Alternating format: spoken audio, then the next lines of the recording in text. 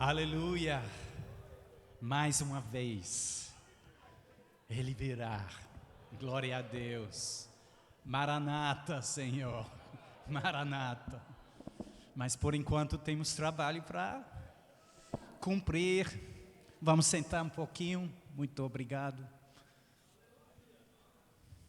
Glória a Deus. Nosso terceiro domingo sobre esse assunto maravilhoso, cronologia bíblica. O desejo surgiu no coração do nosso amado Maneco, depois da pregação do Marty Blackwelder durante o acampamento. Ele falou dos tempos, falando da vida do irmão Hagin, e colocando a vida do irmão Hagin no cenário dos tempos. E Nobre Maneco sentiu essa direção de focalizar, passar esses 5 domingos sobre esse assunto. É um assunto importante. Eu vou mostrar para vocês algo sobre as palavras de Jesus, capítulo 16 de Mateus. Vamos começar no livro de Mateus, capítulo 16.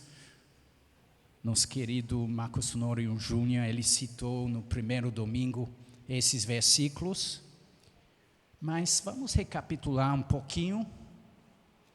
Mateus, capítulo 16. Estou crendo que o Senhor vai nos ajudar nessa manhã para entender melhor os tempos e as estações. Estamos vivendo um tempo extraordinário no mundo. As coisas estão acelerando mais e mais e mais. E vai ser muito importante entender nossos tempos, os tempos e as estações. Então, versículo 1, Mateus 16, obrigado Espírito Santo pela tua ajuda. Aproximando-se os fariseus e os saduceus, tentando pedir-lhe que lhes mostrasse um sinal vindo do céu.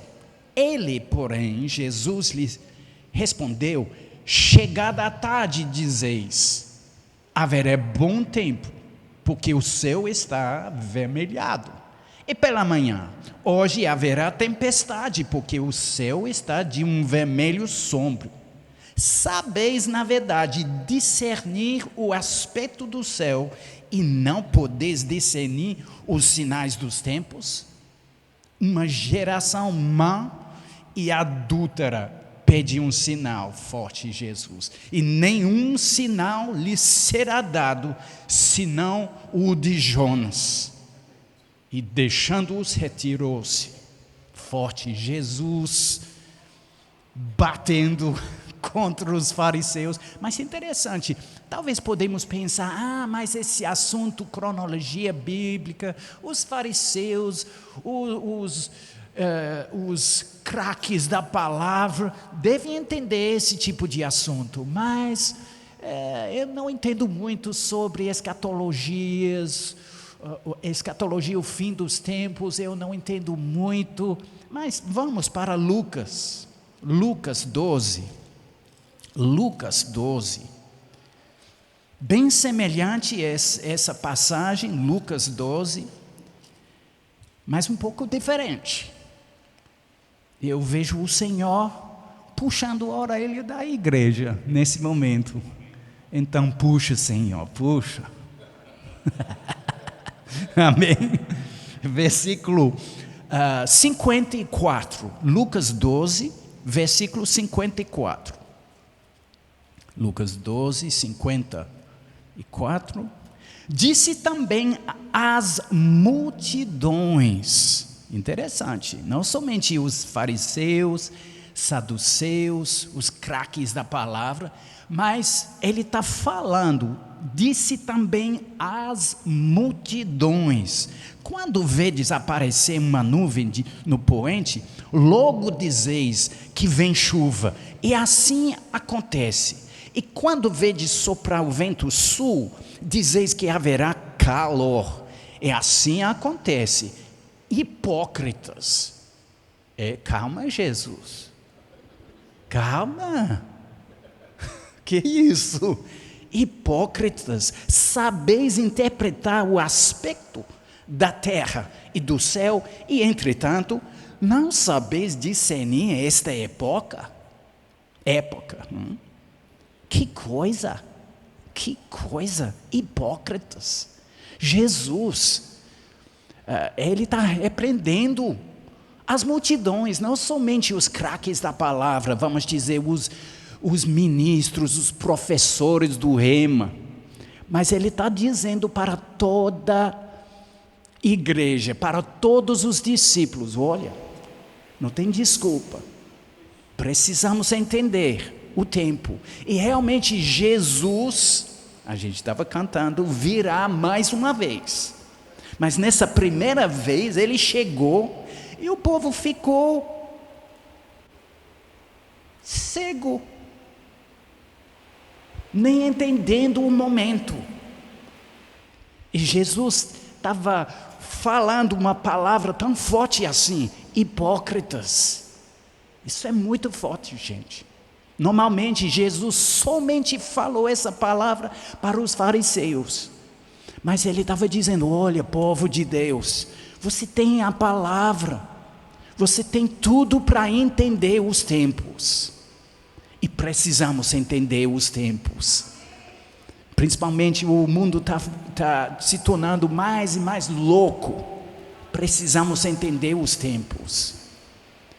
Mas nesse assunto de cronologia bíblica, eu quero recapitular um pouquinho dos primeiros domingos e falar um pouquinho sobre a importância desse assunto. Vamos pensar um pouquinho sobre a Bíblia. Falamos de cronologia bíblica, a Bíblia, não é assim?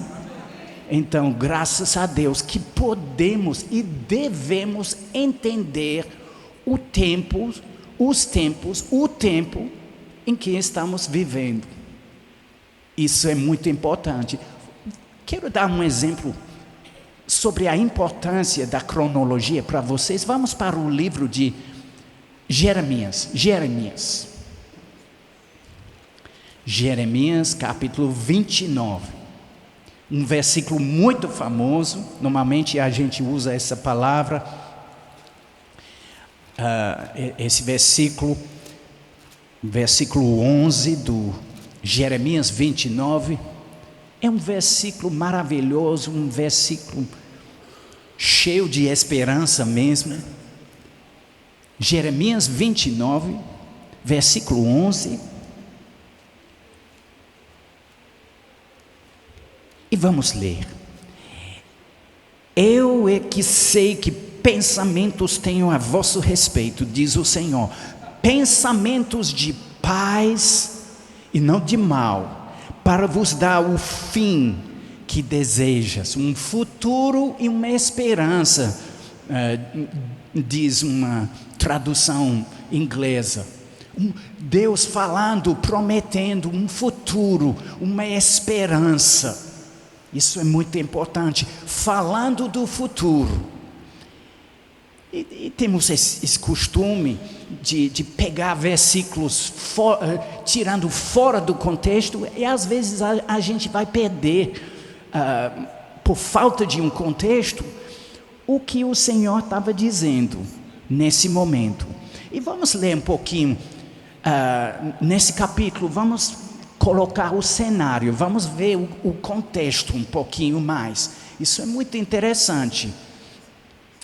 Versículo 1 do mesmo capítulo, Jeremias 29. Quem gosta da Bíblia nesse lugar? Graças a Deus pela Bíblia, hein? Nosso alimento, nos edificando. Glória a Deus. Versículo 1. São estas as palavras da carta que Jeremias, o profeta, enviou de Jerusalém ao resto dos anciãos do cativeiro, como também aos sacerdotes, aos profetas e a todo o povo que Nabucodonosor havia deportado de Jerusalém para a Babilônia. Então, colocando todo o cenário, mostrando o cenário, Jeremias está escrevendo essas palavras, inclusive versículo 11, para o povo no exílio na Babilônia. Um momento difícil, o povo chegou recentemente. E o que vai acontecer durante esse tempo? O que já está acontecendo? Versículo 4: assim diz o Senhor dos exércitos, o Deus de Israel, a todos os exilados que eu deportei de Jerusalém para a Babilônia: edificai casas e habitai nelas, plantai pomares e comei o seu fruto. E eu não vou ler mais versículo 6, mas ele estava dizendo: olha, eu tenho um futuro para vocês na Babilônia. Vamos pular para versículo 8, por causa do tempo. Versículo 8: porque assim diz o Senhor dos exércitos, o Deus de Israel: não vos enganem os vossos profetas, que estão no meio de vós, nem os vossos adivinhos, nem deis ouvidos aos vossos sonhadores, que sempre sonham segundo o vosso desejo, porque falsamente vos profetizam eles em meu nome. Eu não os enviei, diz o Senhor.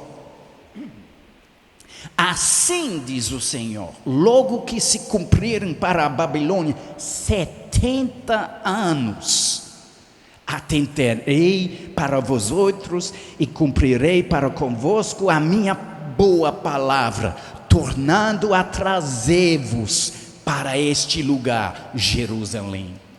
Amém. Voltando da Babilônia para o Jerusalém. Interessante. Os falsos profetas estavam dizendo para os exilados, o povo no exílio: olha, fica à vontade, viu? Deixa a mala lá, não importa, vocês não precisam desfazer a mala não, porque a gente não vai ficar muito tempo nesse lugar não. Então, tá bom, não faz esforço para se adaptar à cultura, ao lugar, porque a gente vai embora logo, logo. E diz o Senhor, não sejam enganados pelos falsos profetas, pelo povo que não entende bem a cronologia. Muito bom. Glória a Deus, graças a Deus, temos uma cronologia. Graças a Deus, Jeremias já profetizou sobre os 70 anos. Então podemos nos localizar, nos posicionar dentro da cronologia. E ele está dizendo: olha, o Senhor está dizendo: eu tenho um futuro, eu tenho uma esperança para vocês.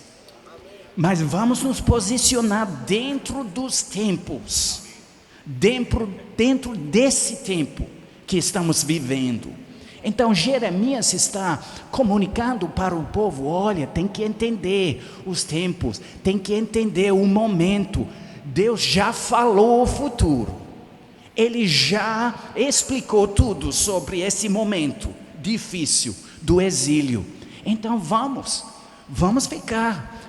viver esse momento, vamos aproveitar. Vamos nos multiplicar. Ele está dizendo naquele versículo 6, a gente não leu esse versículo, mas ele está dizendo: olha, vamos ficar em casa, porque por enquanto Babilônia é casa. Ninguém queria ouvir aquelas palavras. Muito melhor ouvir os falsos profetas dizendo: não, a gente vai embora logo, logo. Não, mas ele está dizendo: Deus está trabalhando com tempo, com tempos. Isso é muito importante. Eu acho um pouco desafiante ensinar sobre esse assunto numa cultura como a cultura brasileira.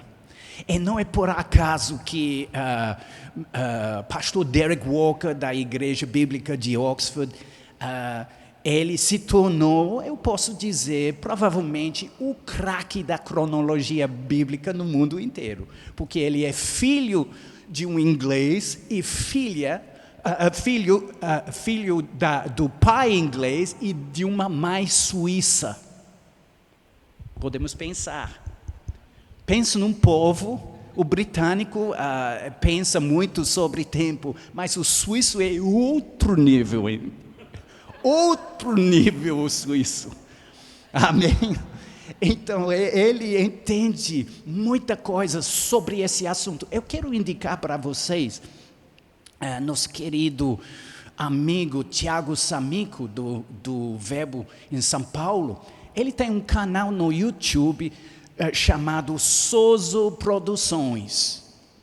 E dá para colocar Derek Walker, As Eras do Tempo. Dos tempos, as eras dos tempos. E você vai achar tudo dublado pelo nobre Tiago, mais ou menos 1 hora de conteúdo rico, viu? E dá para pausar. Você não pode me pausar, porque eu vou continuar. Mas a gente pode pausar e pensar um pouquinho. Vale a pena seguir um pouquinho aquele canal e principalmente aquele vídeo ajuda bastante. O pastor Derek mostra uma coisa muito interessante sobre a cronologia bíblica. Ele mostra, usando essa figura de um baú de tesouro. No mundo antigo, por exemplo, uma cidade guardou todos os tesouros num baú de tesouro.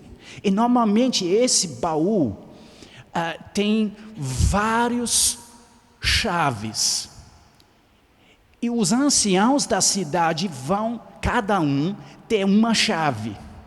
Mas para abrir o baú de tesouro, somente um ancião não pode fazer. Tem que ter a turma inteira presente para colocar a chave e abrir o baú de tesouros. Interessante.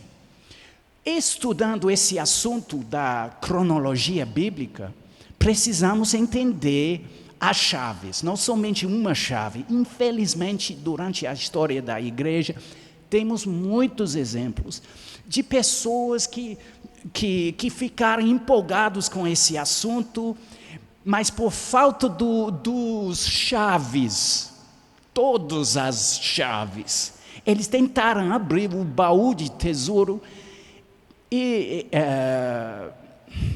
uma porcaria, viu? Uma porcaria mesmo. Eu posso pensar sobre 1830, aquela década, quando o Senhor restaurou mesmo um entendimento para a igreja sobre o milênio, 1000 anos literais do reino de Jesus na terra. Durante séculos e séculos e séculos, a igreja estava pegando vários versículos da Bíblia sobre o milênio e dizendo, é somente um símbolo. Não existe essa coisa de um tempo de 1000 anos, falando literalmente. Mas o Senhor restaurou, principalmente através de um ministro chamado Darby. O Senhor restaurou esse entendimento de uma interpretação literal da Bíblia sobre o milênio, os 1000 anos do reino do Senhor. Quem está com essa esperança de participar naquele tempo? Glória a Deus, vai ser glorioso, vai ser glorioso. Mas durante aquele tempo também a doutrina do arrebatamento surgiu novamente, ficou nos holofotes da igreja e muita gente ficou empolgado sobre, o Senhor está vindo, o Senhor está vindo, Ele vai nos tirar desse mundo, a gente vai subir, a gente vai passar. esse tempo com Ele, oh, que coisa linda. Muito bom, gente, mas o que aconteceu?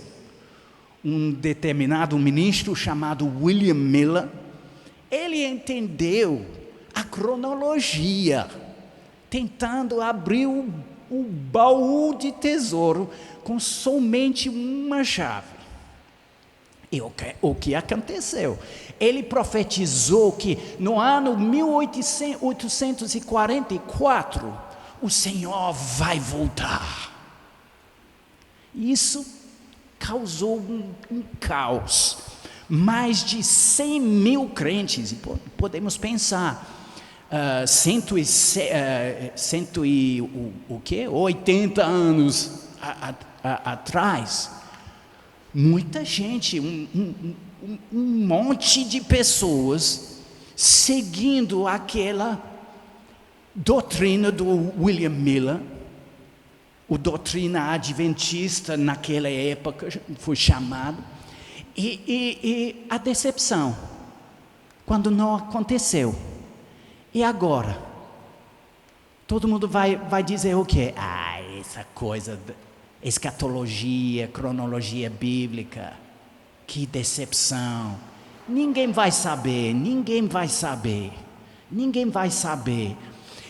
Aconteceu recentemente na década de 70, aconteceu na década de 80 também, e também da década de 90, pessoas profetizando a volta do Senhor, e mais vezes, decepção. Eu vejo como, de uma certa forma, isso está trazendo para o corpo de Cristo um tipo de resistência. Eu não quero ouvir mais. Eu não estou falando dessa igreja, não.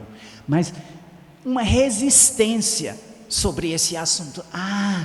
Tanta gente profetizando a vinda do Senhor, colocando datas e nunca acontece. Então a gente vai deixar tudo isso ao lado. O Senhor sabe de tudo, então vamos deixar. Mas não vamos ao outro extremo. Vamos entrar no equilíbrio e vamos entender as chaves.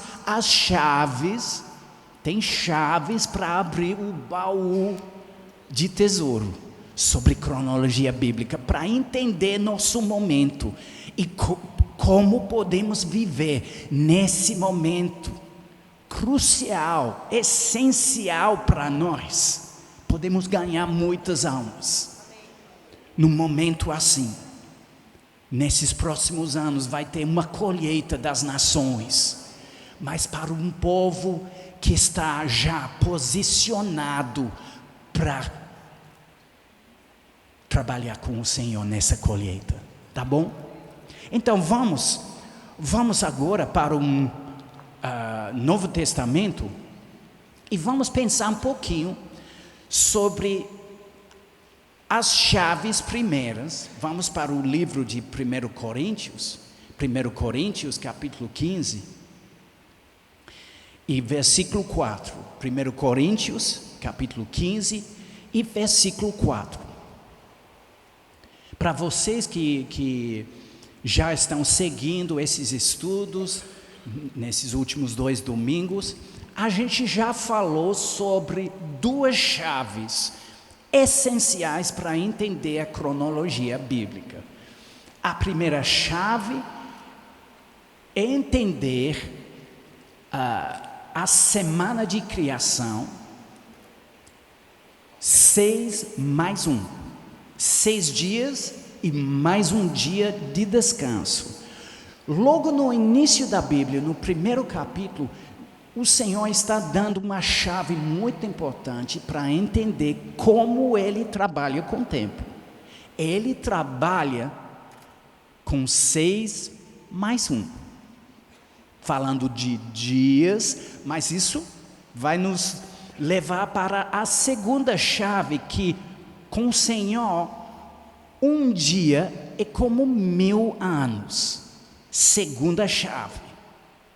Juntando essas 2 chaves, podemos entender, isso foi mostrado últimos domingos, que Deus está já com esse plano dos tempos, planejando os tempos, planejando milhares de anos. Desde o início, antes do início, o Senhor vendo e planejando. E Deus está trabalhando nesse negócio que chamamos tempo, dessa forma, 6 mais 1. Interessante, durante o tempo de Stalin, os comunistas, década de 30 na Rússia, eles tentaram mudar a semana para 10 dias, em vez de 7. Funcionou bem? Funcionou não, nada. E por quê? Porque Deus criou o tempo dessa forma. É nessa forma que o tempo vai funcionar bem. 7, 6 mais 1. Interessante, temos uma Bíblia, eu vou chegar em 1 Coríntios 15, tá bom. Mas só para dizer, temos aquelas partes da Bíblia onde o arco-íris o arco-íris nunca visitou aquela parte da nossa Bíblia. Hein? O arco-íris, as cores do... O arco-íris, você tem o arco-íris na Bíblia? Eu amo aquele versículo, pegando as cores e corando a Bíblia, destacando os versículos, destacando, obrigado, eu estou aprendendo, destacando os versículos. Tem partes da Bíblia, aquelas partes de genealogia, é alguém, é outro nome difícil, tudo isso, e falando dos anos. E por quê? Deus está trabalhando, mostrando para nós, podemos montar a cronologia da Bíblia toda e entender de Adão para Abraão, de Abraão para Jesus, e podemos ver exatamente a cronologia, e Jesus chegou na hora certa, na plenitude dos tempos. Ele chegou, e podemos ler através daqueles versículos, podemos montar, podemos colocar todos os anos, usando as chaves de cronologia e entender sobre a primeira vinda de Jesus. Mas a segunda vinda de Jesus, a gente pode entender alguma coisa sobre a segunda vinda. Impressionante, às vezes temos confiança que, sim, o Senhor mostrou para o povo de Israel sobre o futuro, livro de Daniel, capítulo 9, outros versículos. Por que o povo não entendeu a primeira vinda de Jesus? Porque está lá nas Escrituras. Está lá, sim, mas no mesmo tempo, às vezes estamos vivendo como igreja, sem perceber nosso tempo, e com perto estamos chegando ao fim dos tempos, fim do mundo não, mas fim dessa era sim, estamos chegando perto. E vamos agora para 1 Coríntios 15, esse capítulo sobre a morte, a ressurreição de Cristo, isso é um capítulo essencial para a nossa fé. Paulo falando, vamos começar com o versículo 3. Antes de tudo, vos entreguei o que também recebi, que Cristo morreu pelos nossos pecados, segundo as Escrituras.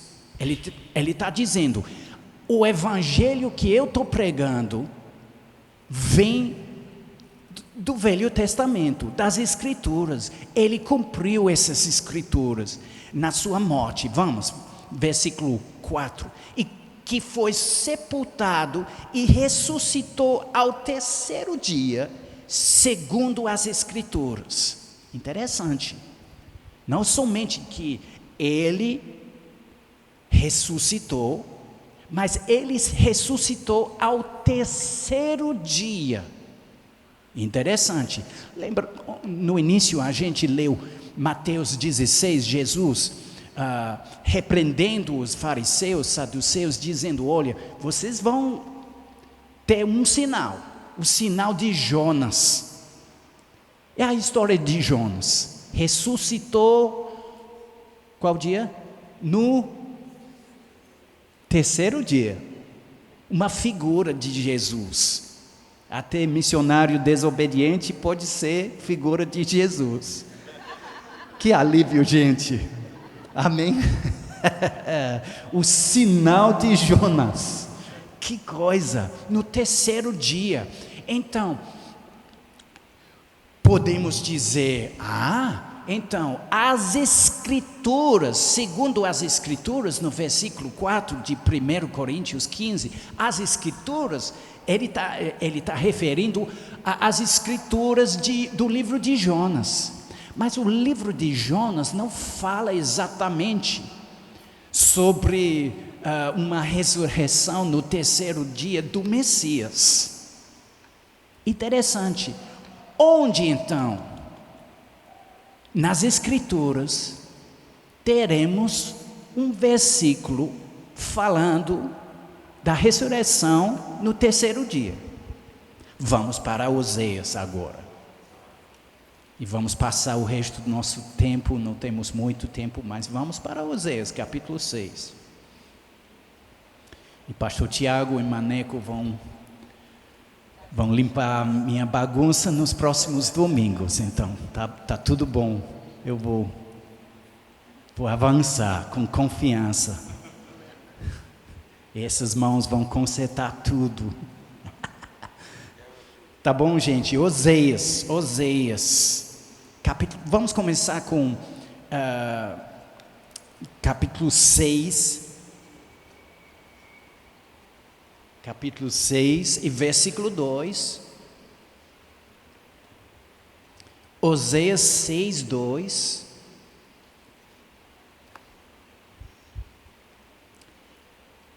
Oséias 6, 2. Vamos ler. Depois de 2 dias, nos revigorará. Ao terceiro dia, nos levantará. E viveremos diante dele. Aleluia.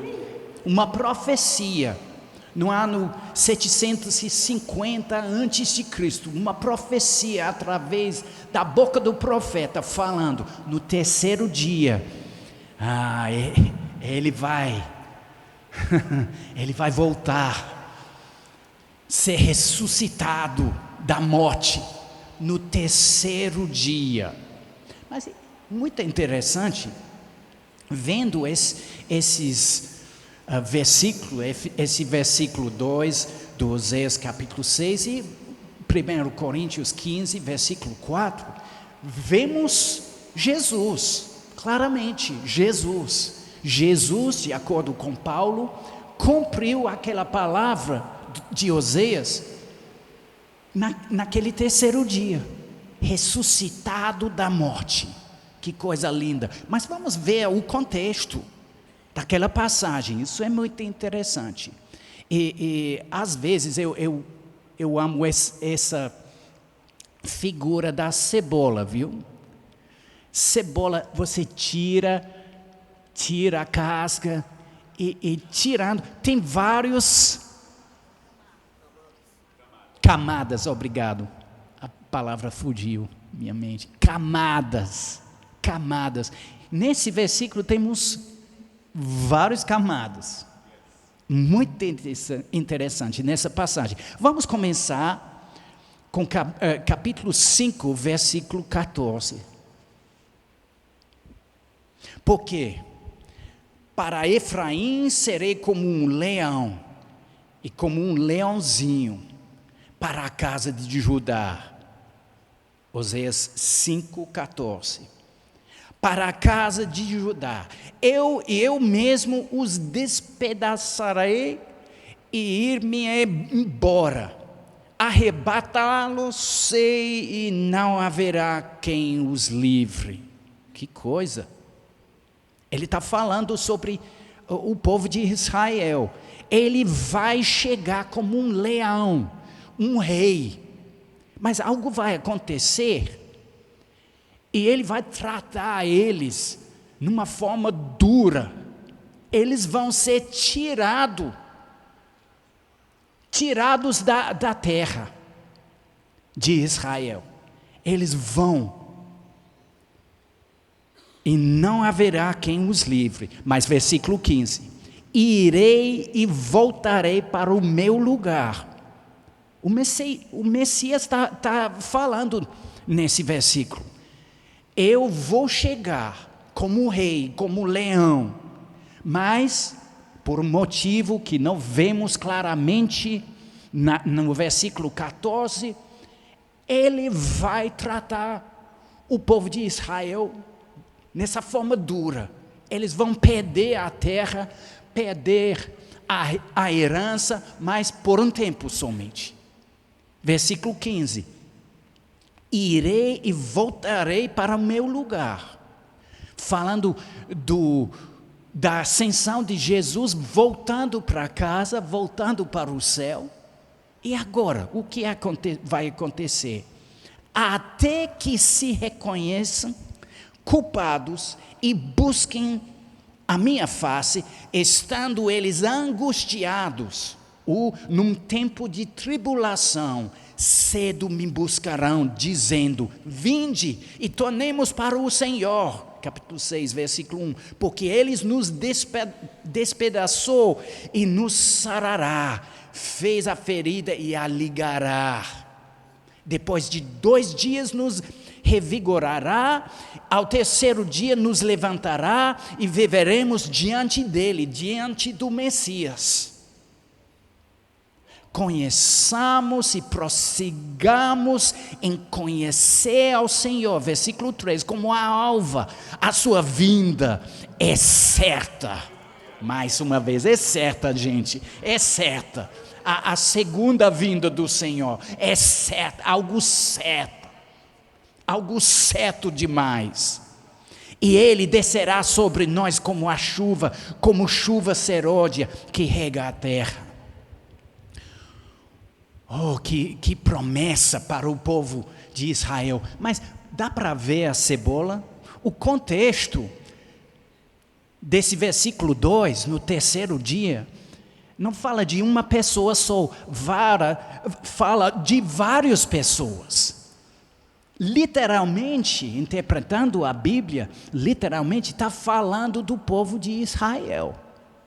Numa certa forma, aquela nação vai morrer, mas no terceiro dia, morrendo,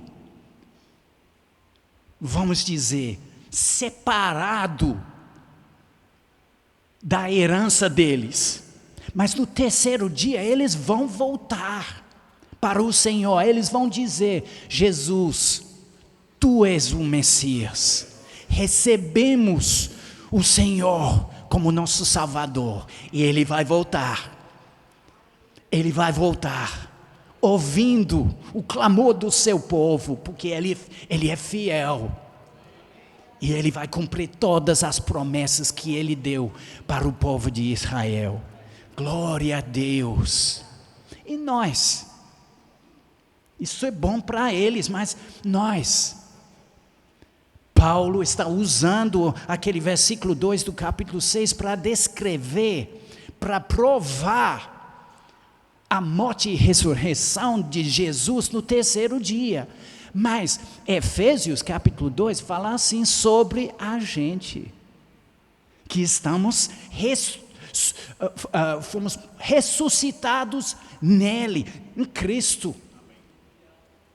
Pertence a nós também. No terceiro dia, a gente ressuscitou também com Cristo. Temos uma vida, o mesmo Espírito que ressuscitou Jesus dos mortos, está vivendo, habita dentro de mim. Então, qualquer vírus, eu vou dizer o quê? Ha, ha, ha. Eu tenho um Espírito, o Espírito Santo que vivifica. Aleluia! Glória a Deus. Gente, eu não estou desprezando a situação no meu país, no Reino Unido. Ontem morreu mais 10 pessoas, não sei hoje. A situação é complicada, eu sei. Mas durante esses anos viajando, tem várias pragas na Terra. Eu estava na Índia no ano 93 e surgiu a praga bubônica. Oh, que bênção! Amém? E o medo dentro do povo. Interessante, eu estava lendo o jornal e o jornal estava mostrando as incidências da praga, mas totalmente desconectado, ao lado da parte falando da praga, uma notícia no jornal sobre um templo na Índia, onde eles estão adorando os ratos. E a praga vem de onde? Alô? E ninguém estava conectando, adorando o rato. E agora você tem praga. Alô? Interessante. A mente humana, a cegueira é grande. Lembro uma vez, na Ásia, a gente chegou no aeroporto de uma cidade, Taipei, e chegou a rapaz para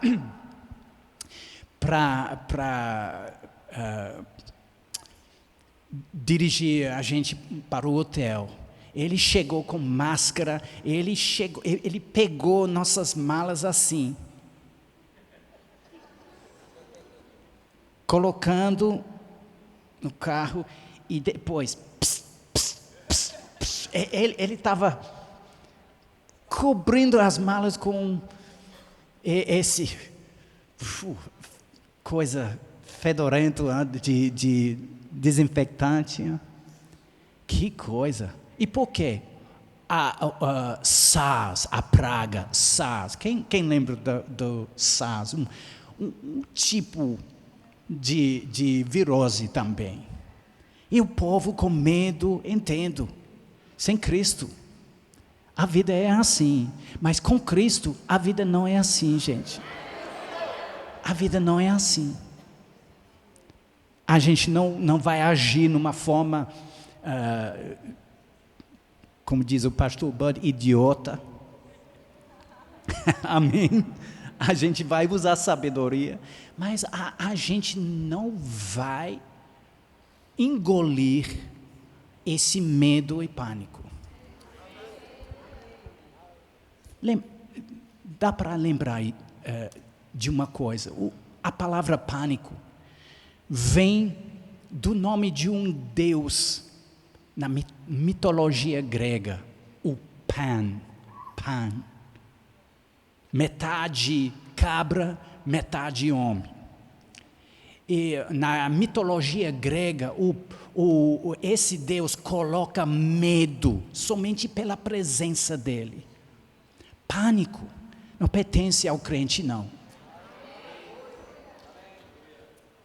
Porque não adoramos esse Deus de medo, não.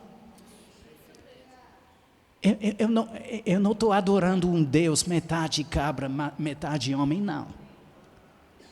Jesus é diferente, gente. Ele é lindo. Ele é forte. Ele é fiel. Ele vai nos guardar. Ele está nos guardando, como Nobre Maneco estava mostrando do Salmo. Graças a Deus. Mas precisamos entender nosso tempo. Estamos inseridos num tempo difícil, sim, numa certa forma. Porque nos fins das eras, esses milhares de anos estão acabando. Podemos entender uma coisa. sobre a cronologia, sobre as primeiras duas chaves. Vamos pensar um pouquinho. Jesus chegou no fim do quarto dia, vamos dizer, depois de 4.000 anos. 2.000 anos, como foi mostrado nos últimos domingos, 2.000 anos de Adão para Abraão. E mais 2.000 anos de Abraão para a morte de Jesus Cristo e a ressurreição. Amém? 4 dias. Interessante. Êxodo capítulo 12 fala assim, falando do cordeiro de Páscoa. Tem que separar o cordeiro 4 dias antes da Páscoa. Uma figura para nós, mostrando que o cordeiro de Deus, nosso Jesus, ele foi separado para nós, antes do início da eternidade. 4 dias antes, ele já estava separado, pronto para morrer no nosso lugar. Que coisa, gente. Deus é um planejador. Ele é um planejador. Ele não somente vive no momento.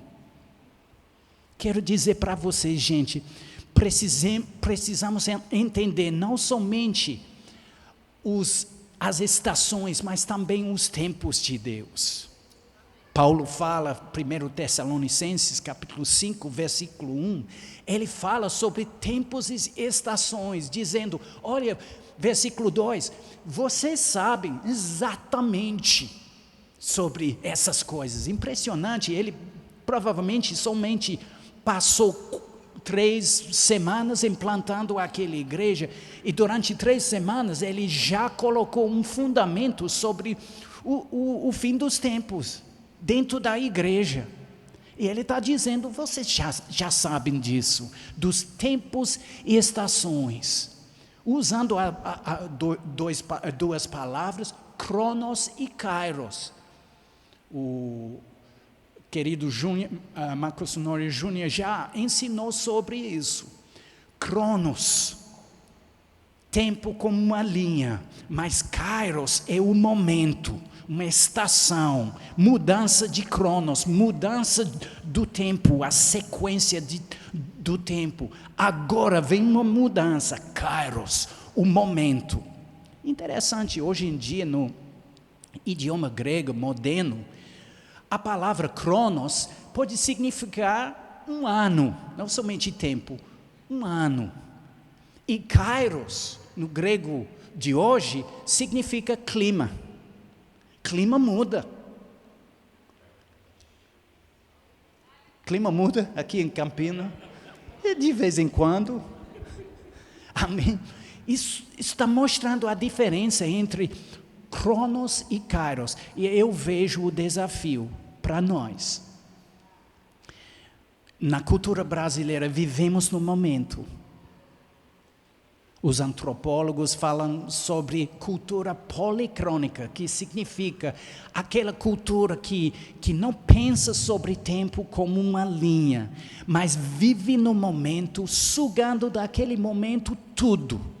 E podemos fazer muitas coisas no mesmo tempo, porque estamos vivendo hoje, é hoje.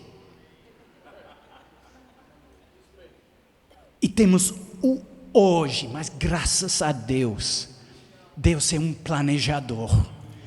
E também Ele trabalha não somente nas intervenções divinas, o Kairos, mudando estação, fazendo coisas extraordinárias, mas Ele trabalha como planejador nos tempos também. O britânico precisa de mais Kairos, porque ele planeja tudo e agora o nosso Deus vai bagunçar tudo no Kairos, na intervenção divina. Mas eu vejo como nosso povo brasileiro precisa de mais Cronos, apreciando mais nosso Deus planejador. E como é bom entender a sequência de tempo. Então, nessa passagem de Oséias, podemos ver depois de 4 dias, Jesus chegou na primeira vinda. Foi rejeitado como rei pelo povo. Eles sofreram as consequências, tirados da terra. Mas vai acontecer até um momento que eles vão clamar, eles vão receber de volta esse Messias. Ele vai livrar deles, vai livrar eles desse momento de angústia, de tribulação do versículo 15. E vai acontecer quando? Ao terceiro dia, depois de 2 dias. Usando nossas chaves. Um dia como 1000 anos, e 6 mais 1, podemos entender 4 dias de Adão para Cristo.